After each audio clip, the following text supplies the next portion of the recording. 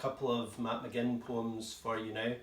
The first one is about that wee town of Effen that's just outside of Edinburgh, and it's famous for its bees and their honey.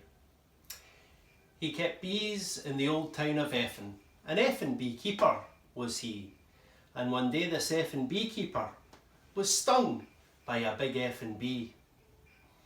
The big Effen beekeeper's wee Effen wife to the big Effen Polish she ran, for there's naebody can sort out a big Effen bee like a big Effen policeman can.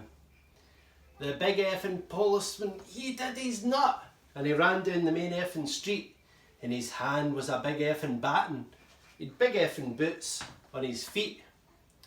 Now the police got hold of the big Effen bee and he twisted the Effen bee's wings.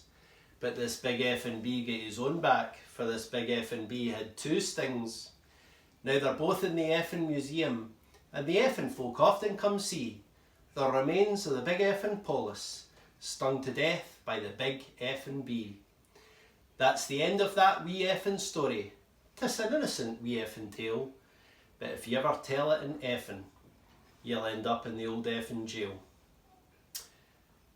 Another wee Matt McGinn poem now, The Butchers of Glasgow. The butchers of Glasgow have all got their pride, but they'll tell you that Willie's the prince. For Willie the butcher, he slaughtered his wife and sold her for mutton and mince. It's a terrible story to have to be telt, and a terrible thing to be done. For what kind of man is it slaughters his wife and sells her a shilling a pun? For taking his knife and ending her life and hanging her high like a sheep, you wouldn't object, but you wouldn't expect he would sell the poor woman so cheap. But the Gallagate folk were delighted.